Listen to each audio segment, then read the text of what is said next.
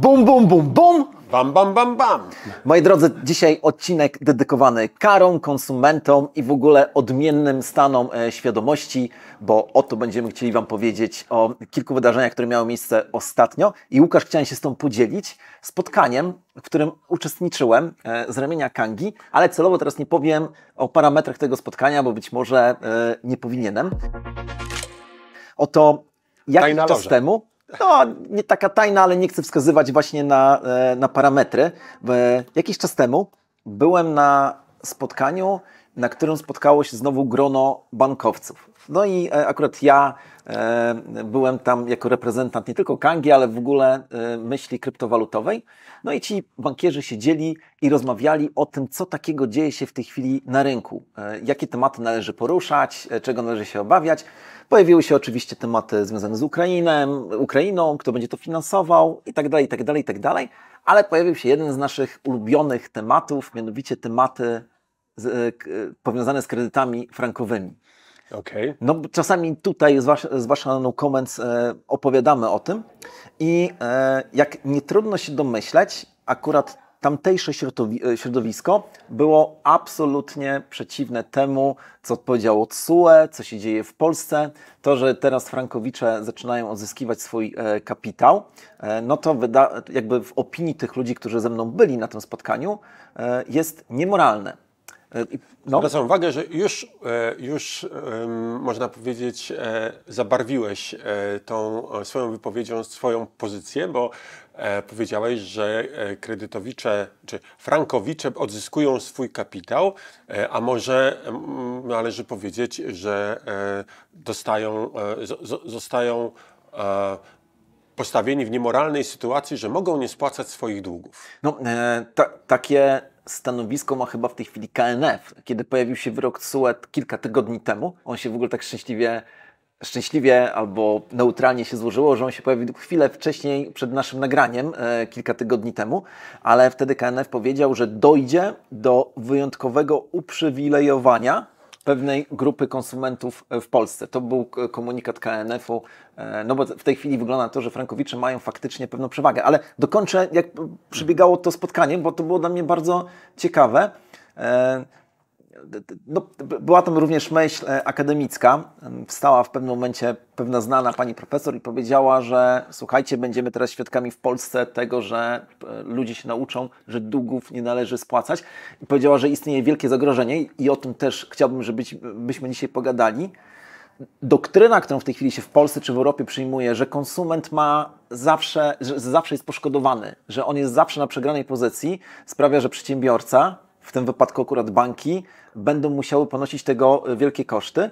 I na przykład właśnie ta pani razem z jednym z dość znanych panów prezesów polskich banków powiedzieli, jeżeli chcemy, żeby bank partycypował w złych decyzjach klientów, to wprowadźmy też taką sytuację, że jeżeli jakiś klient źle wybierze bank i ten bank upadnie, to niech ten klient partycypuje w dalszym pokrywaniu kapitału tego utraconego przez ten bank. Ale pokrętne. Tak. Pokrętne, natomiast straszne. Chcę powiedzieć jeszcze o 3 rzeczach i dalej dyskutujemy.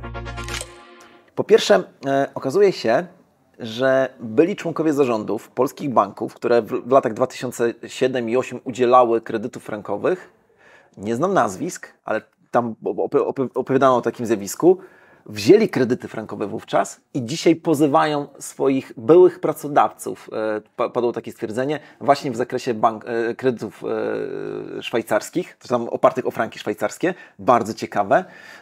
Druga rzecz była taka, że kilkukrotnie na tym spotkaniu powiedziano, że sędziowie, którzy w Polsce orzekają w sprawie kredytów opartych o frank szwajcarski, to są sędziowie, którzy mają takie kredyty. I ostatnia rzecz, która była dla mnie bardzo ciekawa, w pewnym momencie wstał przedstawiciel NBP, który się nie odzywał przez całe to spotkanie i powiedział tak, trzeba zrobić debatę. Na początku trzeba zaprosić nie przedstawiciela bankowości albo konsumentów, tylko filozofa, który opowie nam o tym, czy jakby rozwinie tą problematykę. Powie z jednej strony, co jest konsekwencją tego, że ludzie przestają spłacać swoje długi, ale jednocześnie odniesie się do tej całej sytuacji, która miała miejsce kilka lat temu, czy tam kilkanaście lat temu w Polsce. Po drugie, jak już dojdzie do debaty, to na tej debacie powinniście nie stać wy, drodzy bankowcy, tylko wasi poprzednicy, którzy podejmowali wtedy takie decyzje, żeby wprowadzić taki produkt jak kredyt oparty o franki szwajcarskie. I ostatnią rzeczą, którą powiedział tak, NBP wielokrotnie zwracało się do banków komercyjnych w kontekście dyskusji o przewalutowaniach związanych z frankiem szwajcarskim. Zaznaczam, że robię parafrazę, ale chodziło o to, żeby w jakiś sposób pomóc właśnie kredytowiczom i wtedy, tak im powiedział, wtedy nikt z was się do nas nie odezwał, nikt nie chciał z nami współpracować. Łukasz, po tym przydługim wstępie chcę się ciebie zapytać, co w ogóle sądzisz o temacie z punktu widzenia filozofii, tak? O tej całej sprawie. Kto jest winny, czy bank, czy konsument? I jaką doktrynę należy przyjąć? Czy chronić konsumentów za wszelką cenę, czy nie? To jest bardzo skomplikowane pytanie, nawet powiedziałbym mniej filozoficzne, bardziej etyczne, związane z etyką. Ale zacznijmy może od tego, żeby pokazać, gdzie leży problem. Skąd się wzięło w ogóle to całe zło związane z tymi kredytami frankowymi. Otóż kredyty frankowe były bardzo wygodną formą kredytowania zakupu nieruchomości, bo miały zdecydowanie niższe wymogi związane z dochodami, które się uzyskiwało. Przypomnę, te kryteria, to nie są kryteria, które wymyśla bank. Te kryteria ustala regulator. I on narzuca na przykład to, że bank nie może brać pod uwagę umów zleceń, musi brać pod uwagę tylko umowy o pracę. Tak. Co moim zdaniem już jest pewnym konfliktem interesów, bo mamy rządową instytucję, było nie było, powiązaną z rządem, której rządowi zależy na tym, żeby umowy, które są zawierane, były jak najwyżej opodatkowane, jak najwięcej pieniędzy z tej pracy, którą wykonuje dany pracownik, trafiało do budżetu państwa, a taką umową jest właśnie umowa o pracę. Więc można powiedzieć, że tutaj mamy pewną niewłaściwą sytuację. No więc KNF ustala reguły, banki udzielają kredytów, no i okazało się, że jeżeli chcieliśmy wziąć kredyt złotówkowy, to musieliśmy mieć dochód, powiedzmy, żeby wziąć kredyt na kwotę 300 000 złotych, to musimy mieć miesięczny dochód na rodzinę, powiedzmy 10 000 złotych. Tak. Strzelam w tej chwili, to jest w ogóle przykładowe, ale gdybyśmy wzięli ten kredyt w taki sprytny sposób zrobiony, zaraz powiemy jaki, oparty o franki, to już nie 10 000, a wystarczy 7. No i to była pokusa nie do odparcia na to, żeby po pierwsze w ogóle móc wziąć kredyt, a dwa też banki mówią, ok, to my będziemy mogli więcej tych kredytów udzielać i więcej zarabiać.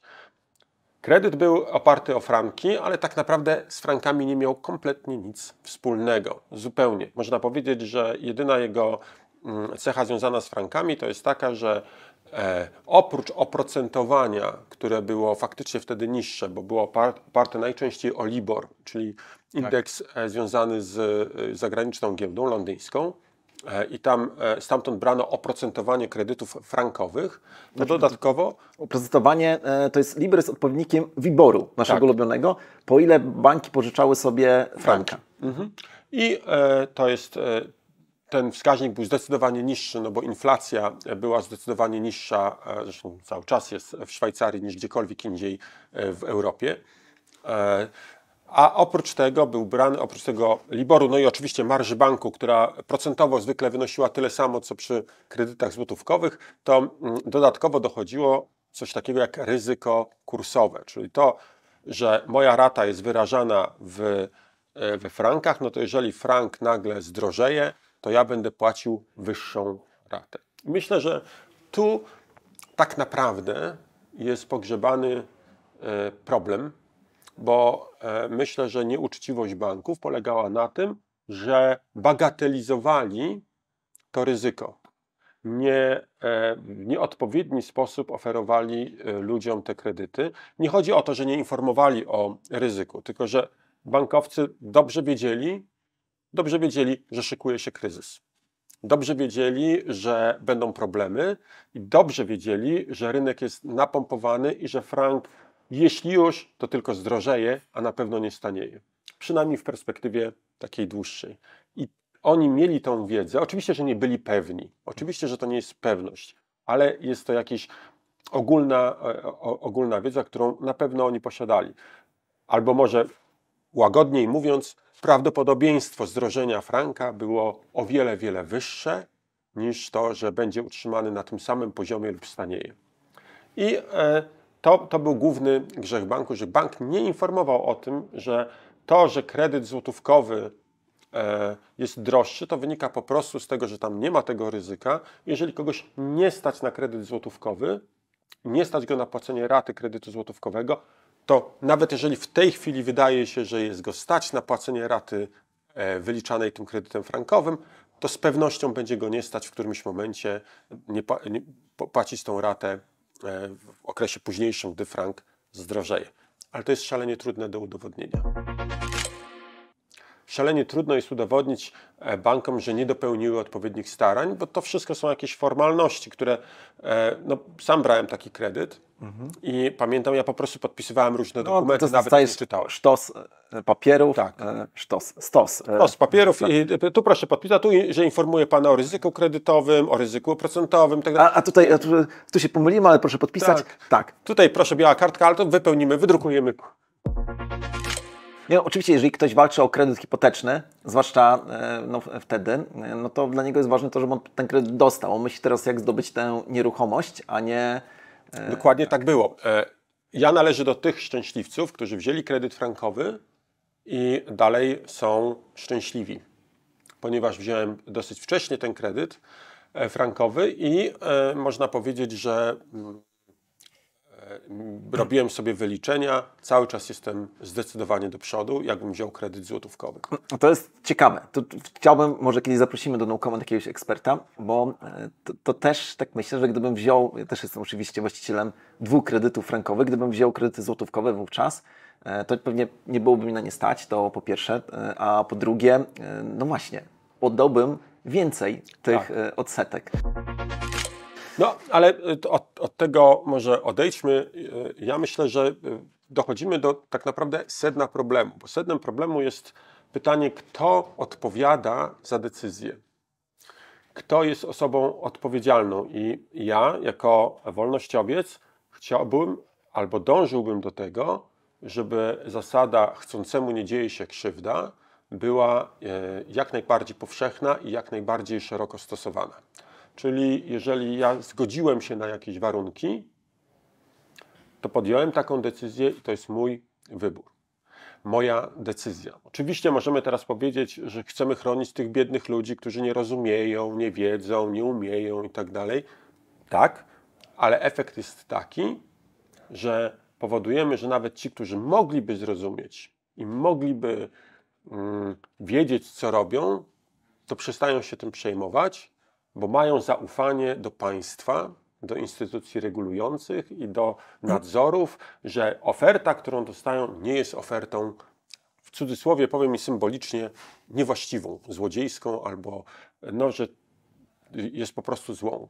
I im bardziej będziemy szli w kierunku tego, że ludzie, którzy podpisują umowy, są chronieni, tym bardziej będziemy powodowali, że ci ludzie będą coraz mniej odpowiedzialnie podpisywali umowy. Na tym spotkaniu, na którym wówczas byłem, tam pojawiło się takie pojęcie jak moralność konsumenta.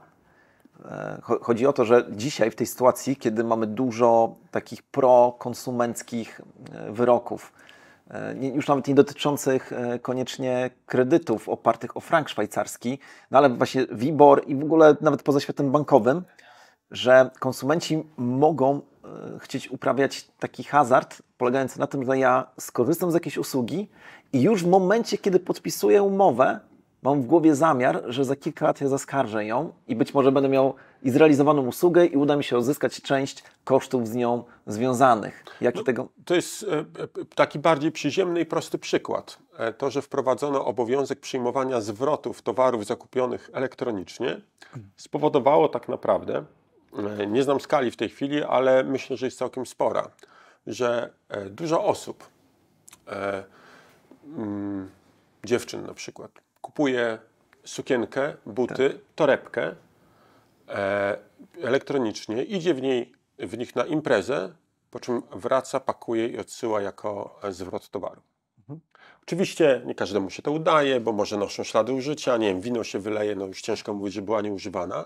No ale generalnie tego typu proceder ma miejsce. Efekt tego jest taki, że handlowcy muszą podnieść swoje marże, bo muszą uwzględnić to, że będą mieli więcej zwrotów. To jest swego rodzaju taka zagrywka z konsumentami. Zmusza się de facto konsumentów do, może nie zmusza, ale daje im się przestrzeń do nadużyć. Tak. No i oczywiście z tej przestrzeni jakby jest takie znowuż inne powiedzenie czy przysłowie, że okazja czyni złodzieja. No to każdy przepis wzmacniający konsumenta sprawia, że ten konsument staje się niemoralny. No bo właśnie można rozmawiać o moralności konsumenckiej. Czy moralnym jest zamawianie produktu, chodzenie, a propos tego, co powiedziałeś, chodzenie w sukience czy w spodniach, nie wiem, przez weekend, a później odsyłanie. No z punktu widzenia takiej etyki zdroworozsądkowej jest to niemoralne, niewłaściwe, bo jest to naciągnięcie przedsiębiorcy i tak naprawdę jest to pewnego rodzaju kradzież wykonana już nawet nie na tym przedsiębiorcy, tylko na kolejnym użytkowniku. Bo ostatecznie ta sukienka czy te spodnie do kogoś trafią, ale one tak naprawdę już są trochę bardziej zużyte. No i to nie są nowe. Tak, nie są nowe, dokładnie. Wiesz co, a propos tego, czy bank powinien jednak w sposób skuteczny ciebie ostrzec? Skuteczny. Pytanie, co jest skutecznością. I tutaj przyszło mi do głowy, jak opowiadałeś, właśnie referowałeś tą myśl, co przed chwilą. Kiedy idziesz do adwokata, to zakładasz, że on ci doradzi w sposób zgodny z przepisami. No nie? Zgodny ze sztuką. Jeżeli adwokat albo radca prawny wprowadzi cię w błąd, no to masz stosowne narzędzia, żeby jakoś, nie wiem, nawet każdy adwokat czy radca musi mieć swoje ubezpieczenie. Myślę sobie, że tutaj chodzi o coś podobnego, jeżeli chodzi o świat banków. Kiedy idziesz do banku, to zakładasz, że po drugiej stronie siedzą specjaliści, którzy mają ukończone odpowiednie studia, wiedzę i doświadczenie w tym zakresie i dysponują niesymetrycznie większą wiedzą niż ty. No ale... Dla jasności, jest adwokatem diabła. Powiem, okej. To jest takie teraz nowoczesne myślenie, że firma wodociągowa dostarczająca tobie wodę jest zaangażowana w kampanię oszczędzania wody. I ja muszę powiedzieć, że to jest po prostu hipokryzja. Inaczej tego nazwać nie mogę, bo to jest tak, jakby nie wiem, udajemy czy zmuszamy kogoś, że ktoś, kto zarabia na sprzedaży chleba, piekarz, jemu zależy na tym, żeby tego chleba sprzedać jak najwięcej, żeby zarobić jak najwięcej. A wyobraźmy sobie piekarza, który bierze udział w kampanii pod tytułem "Nie jedz chleba". Nie jedz chleba, nie jedzcie chleba, chleb jest niezdrowy, nie wolno jeść, ograniczcie spożycie chleba, to nie są dobre produkty zbożowe, nie róbcie tego. Czy poczułbyś pewien niepokój, jakby on coś takiego robił? Tak, znaczy oczywiście, wiedziałbym, że jest to nieszczere. Tak? Że teraz tak samo mamy firmy żyjące z tego, zarabiające na tym, że sprzedają prąd i one są wielkimi propagatorami oszczędzania energii. No. To dla mnie jest to hipokryzją. Albo PR-em. Jeżeli firma ma zyski z tego, że sprzedaje prąd, no to nie może z drugiej strony robić reklamy, która mówi o tym, nie zużywaj prądu. No to jest dla mnie niezrozumiałe. Jeżeli ktoś z Was rozumie, dlaczego tak się dzieje, to bardzo proszę, napiszcie o tym w komentarzu, bo dla mnie to cały czas jest niezrozumiałe. I teraz, jeżeli Ty byś chciał, żeby bank w sposób rzetelny informował klienta o ewentualnych ryzykach. Ja gram do adwokata diabła. Tak, ja rozumiem. No, tak. Jasne. Podałeś taką tezę, no to jest tak, jakbyś oczekiwał, że właśnie bank będzie grał do własnej bramki. To jest tak, jakbyś oczekiwał, że sprzedawca zamiast zachwalać towar i wskazywać jego zalety, skupiał się na jego wadach. To jest moim zdaniem niewłaściwe. Oczekiwanie czegoś takiego, bo zawsze będzie sprzeczność i koniec końców skończy się na tym, że no tak jak skończyło. Niby bank miał informować o ryzykach, miał informować o zagrożeniach, formalnie to robił, no bo jak możemy inaczej wymóc poprzez jakieś formalne zabiegi, ale tak naprawdę wszystko było tak głęboko ukryte, podszyte płaszczykiem szybkiej sprzedaży. Tutaj proszę, załatwimy panu kredyt, nie ma problemu, super nieruchomość, tak, oczywiście. No tutaj tej pan nie może wziąć, bo tutaj nie ma pan zdolności kredytowej, ale tutaj będzie pan miał. Weźmie pan? No I to jest takie Tym bardziej, że wyglądała wtedy, sprzedaż. że to złożyło się jeszcze z jednym procesem w Polsce. Gwałtownego wzrostu cen nieruchomości. Bo tak to było, że Trzeba wtedy było szybko trzeba było kupować. kupić, bo już tracisz. Dobra. No bo zobacz, że rynek bankowy jest regulowany. Tak. I teraz my mówimy tak, to my, jakaś tam frakcja ludzi mówi, to banki są odpowiedzialne za to, że konsumenci teraz mają problem ze spłatą. Ja idę dalej.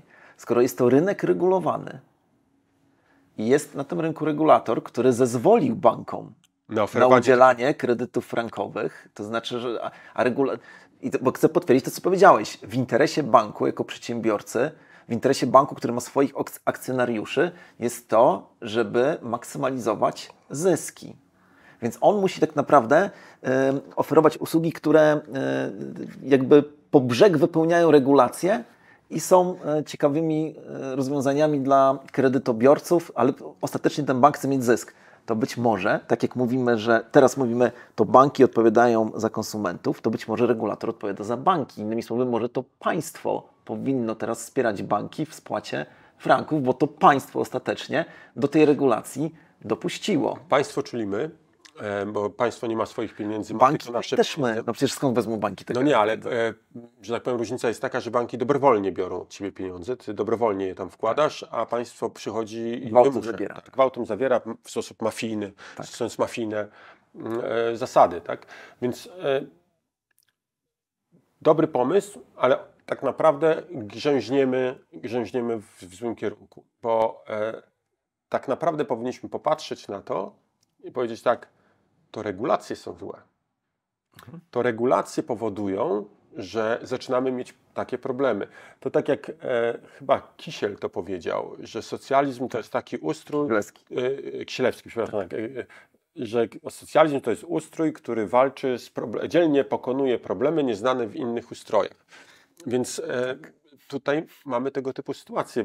Stworzyliśmy sobie coś, regulacje i teraz te regulacje spowodowały jeszcze większe problemy niż ich brak, więc my teraz będziemy walczyli z tymi problemami, nakładając kolejne regulacje, i jeszcze więcej regulacji, bo przecież lekarstwem na to, że regulacje spowodowały więcej problemów jest co? Jeszcze więcej regulacji. No i moim zdaniem to tak nie działa. Myślę, że żyjemy w tej chwili w przeregulowanym świecie, w świecie, w którym jak wygląda odpowiedzialność jednostki, jest strasznie zaburzona, bo zgadzam się z tym, że korporacje mają przewagę nad nami, nad konsumentami. Ale to, że istnieją korporacje, to jest właśnie efekt tego, że powstały regulacje. Gdyby nie regulacje, nie byłoby korporacji, ponieważ jednym z najlepszych sposobów, w jakim korporacje utrzymują swój dominujący charakter, jest współudział w tworzeniu regulacji, bo regulacje zmniejszają możliwość zaistnienia wolnej konkurencji. Tak, zwiększają bariery wejścia. Czyli jeżeli ja miałbym monopolistyczną prawie, że albo bardzo dominującą pozycję na rynku jako producent pizzy, to jednym z pierwszych rzeczy, jakie bym zaczął robić, to bym zaczął wprowadzać regulacje związane z procesem produkcji pizzy. Na przykład zażądałbym, żeby każda osoba uczestnicząca w procesie produkowania pizzy miała odpowiednie badania i nosiła czepek na włosy, a pomieszczenie, w którym jest produkowana pizza, musiało spełnić bardzo rygorystyczne warunki związane z czystością. I teraz, jeżeli ty byś chciał teraz zacząć produkować pizzę, załóżmy, że produkujesz pizzę, jesteś świetnym kucharzem, robisz dobrą pizzę, smakuje twoim dzieciom, smakuje twojej żonie, twojej rodzinie. Dlaczego nie możesz jej sprzedawać? Nie możesz sprzedawać, ponieważ nie spełniasz tych norm. I nie jesteś już dla mnie zagrożeniem. wszyscy kojarzymy te przepisy, które nazywają się powszechnie Miką. Chociaż tutaj ciekawostka, to nie tylko Mika, tam dużo jeszcze jest pobocznych dyrektyw, które teraz wchodzą, czy regulacji, ale nazywamy je tak powszechnie Majką.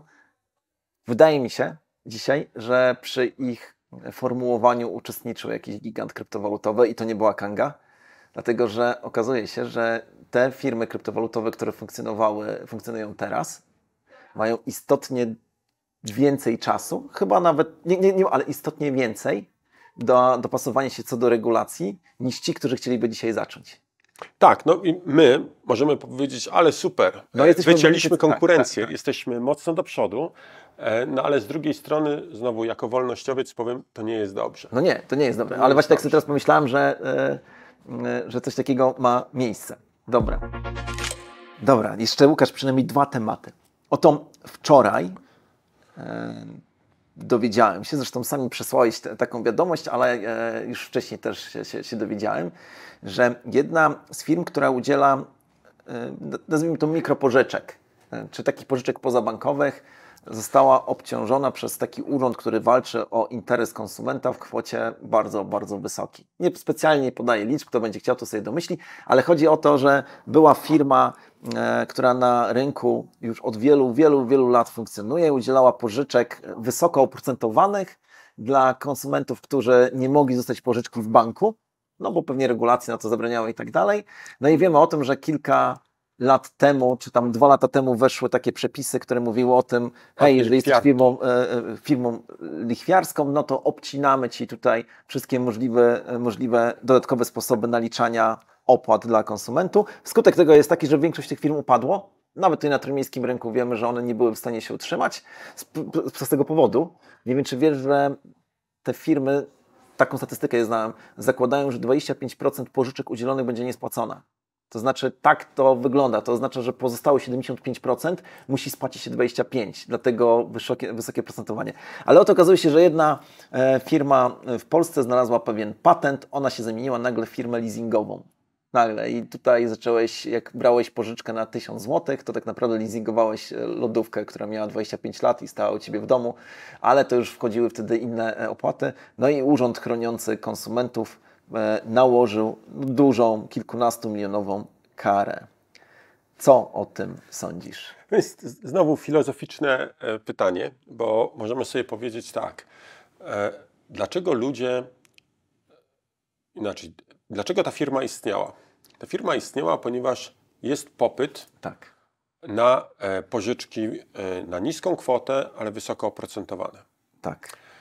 I teraz myślę, że powinniśmy się zastanowić, my możemy się zastanowić, jako osoby, które myślę, że bez udawanej skromności możemy powiedzieć, że jednak nie jest, jakbyśmy popatrzyli na rozkład wiedzy ekonomicznej wśród przeciętnych ludzi, to my raczej jesteśmy w tej górnej połowie, a nie w tej dolnej, że my mamy świadomość, że wzięcie takiej pożyczki to jest coś złego, to jest samobójstwo. Dlaczego ci ludzie chcieli brać takie pożyczki?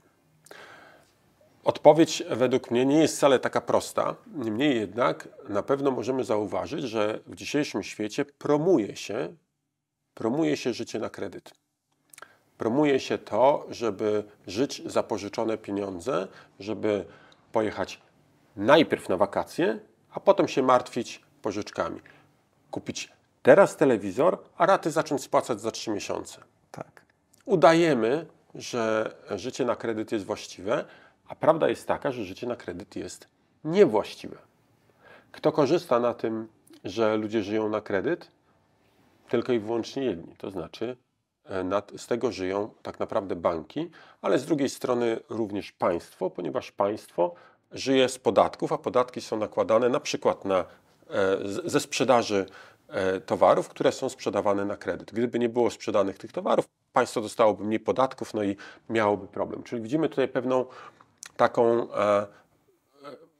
współbieżność interesów. To by było ciekawe rozwiązanie z przodu głowy, że państwo nie odbiera podatku do momentu, jeżeli ktoś kupuje telewizor na kredyt, to podatek jest zamrażany. Tak, zamrażany. Tak. To od razu by państwo wzięło kredyt pod te zamrożone podatki. Nie, myślę, że to, czego nam brakuje w tej chwili, to po pierwsze edukacja ekonomiczna. Tak, żeby ludzie nie chcieli brać kredytów wysoko oprocentowanych. Ja się zgadzam, Łukasz. Natomiast druga rzecz to jest taka, że tu regulator właśnie pokazał swoją słabość. Bo regulacje możesz jakieś wymyślić zawsze, ale jeżeli będzie 1000 osób siedziało i myślało, jak obejść te regulacje, to zawsze ktoś wymyśli jakieś obejście. Nie da się napisać 100% szczelnych regulacji. Efekt będzie taki, że na początku regulacje będą miały jedną stronę, a potem z każdą znalezioną, nazwijmy to dziurą, będą dochodziły dodatkowe strony, które będą komplikowały cały materiał. No i koniec końców się okaże, że na przykład ustawa o podatku dochodowym, która kiedyś liczyła 20 stron, w tej chwili liczy tam ponad 1000, tak? Czy jakąś astronomiczną ilość. Może 500, może 1000. No, kilkaset stron. Tak. I nikt już tego nie rozumie, co tam jest napisane. Więc jakby regulacje nigdy nie są dobre, bo one zawsze będą prowadziły do... ich końcem zawsze będzie zepsucie i zło. No, oczywiście regulacje, no ale znowuż moglibyśmy rozmawiać, niestety kończy nam się czas, więc pewnie tego nie rozwiniemy, ale zastanawiam się, jak bardzo należy chronić konsumenta i teraz zamieniam to, już przechodzę na nasze podwórko. Wyobraź sobie, Łukasz, że korzystasz na przykład z Kanga Loan.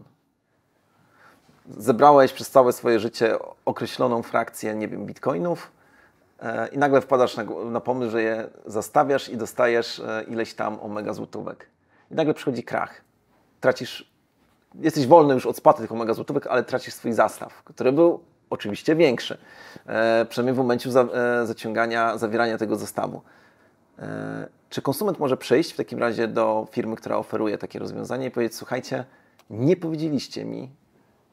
powiedzieliście mi, że istnieje tak wielkie ryzyko, że wartość zestawu spadnie.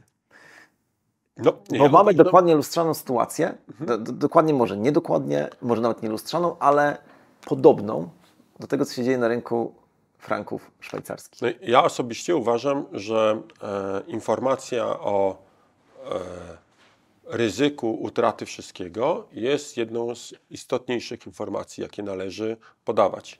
Dlatego w przypadku pożyczek ja powiedziałbym, że nie zalecam lewarowania w nieskończoność. Czyli biorę pożyczkę pod zastaw bitcoina, to co dostałem, za to kupuję bitcoina, znowu zostawiam bitcoina, biorę pożyczkę i kupuję jeszcze bitcoina i tak dalej, bo taki mechanizm można byłoby zastosować. Dlaczego taki mechanizm jest zły? Dlatego, że w przypadku krachu i spadku ceny bitcoina ja tracę wszystko. Tak. Praktycznie na końcu zostaję z niczym. Natomiast w sytuacji, gdy biorę pożyczkę pod zastaw bitcoina i kupuję za to mieszkanie, albo biorę pożyczkę pod zastaw bitcoina i kupuję tego bitcoina, ale już go nie zastawiam, to w najgorszym wypadku zostanę z tym mieszkaniem albo z tym bitcoinem, którego kupiłem. Więc to są dwa różne zupełnie scenariusze. Nie? Jeżeli gram na dźwigni, to jest, słuchajcie, chyba powszechne. Każdy, kto grał na dźwigni, wyczyścił swoje konto do zera chociaż raz w życiu. I taka jest prawda. Jeżeli ktoś mówi, że nie, to albo oszukuje sam siebie, albo naprawdę jest wielkim szczęśliwcem, ponieważ chyba statystyki mówią o 96%, że 96% osób grających na dźwigni traci. Więc to jest moim zdaniem niewłaściwy mechanizm czy złe narzędzie. Nie należy grać na dźwigni, przynajmniej nie polecam tego każdemu. Równie dobrze można pójść do kasyna i zagrać sobie w ruletkę czy w blackjacka. To jest mniej więcej dokładnie ten sam mechanizm. A tam przynajmniej podadzą Ci alkohol za darmo. Tak. No ale faktycznie myślę, że zupełnie czymś innym jest informowanie o ryzyku utracenia zastawu, a czymś zupełnie innym jest właśnie oferowanie mechanizmów dźwigni. Ja osobiście jestem przeciwnikiem grania na dźwigni, a na pewno już jestem przeciwnikiem nazywania graniem na dźwigni jako narzędziem takim traderskim, twardym. Ponieważ ja raczej, jeśli już myślę o tradowaniu, to skłaniam się do tego, że żeby grać na rynku spotowym, na zwykłym i inwestować w ten sposób.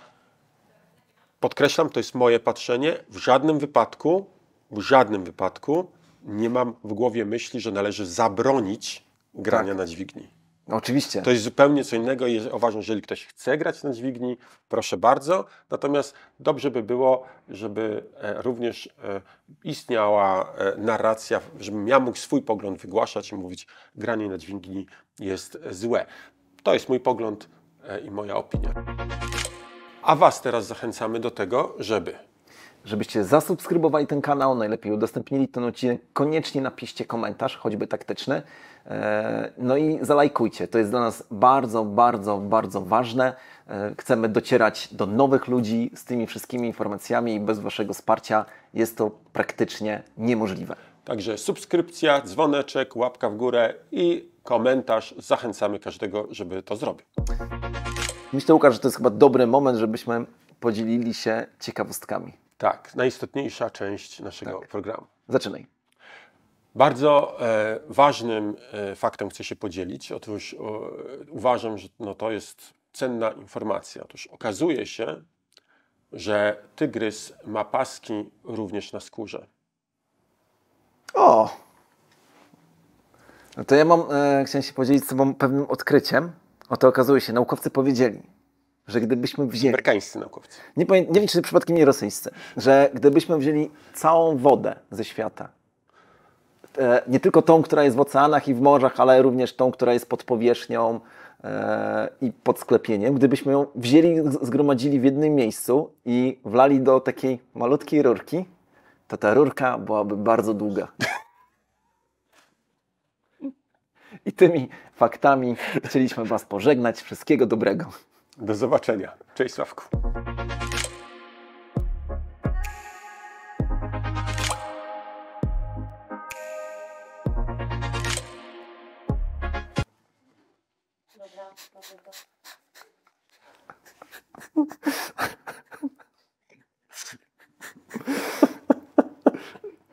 Bałem się, że się zaśmieję wcześniej.